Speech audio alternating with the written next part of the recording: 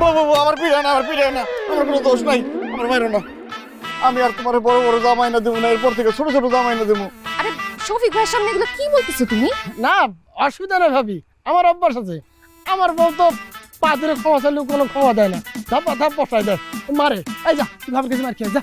আরে আমি ওনারে মারবো কেন? আমি তো তারে ভালোবাসি। কিন্তু আমার একটা কথা বলেন ভাই, ভাবি আপনারে মারে কেন? দুঃখের কথা কি কব ভাবি, দোষটা আমারই। বউ ভালোই ছিল, কিন্তু আমি পুরুষ মানুষ, পুরুষত্ব দেখাইতে যে প্রায় দিনই তার সাথে ঝগড়াঝাটি করতাম, আবার তর থাপ্পড় মারতাম। বছর ঘুরতে না ঘুরতে উল্টো রিয়াকশন। এখন আর আমি বউ মারতে পারি না ভাবি, সে নিজেই আমার কষে।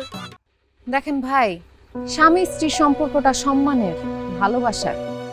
এখানে মারামারি, কাটাকাটি, ঝগড়াঝাটি এইসব করলে সম্পর্কটা নষ্ট হয়। আপনি প্রথমে ভাবির গায়ে হাত তুলছেন, ওইখানে আপনি আপনার সম্মানটা হারাইছেন। তাও আমি আশা করি আপনারা দুইজন বইসা এই ব্যাপারটা কথাবার্তা বইলা একটা সুরাহা করে আল্লাহ যেন আপনাদের সংসারটা ঠিকঠাক করে দেয়। হয় ভাবি, দোয়া করেন। আর শোন, তোরা ঝগড়াঝাটি করিস না, সংসারে সুখ থাকে না। গেলাম ভাবি।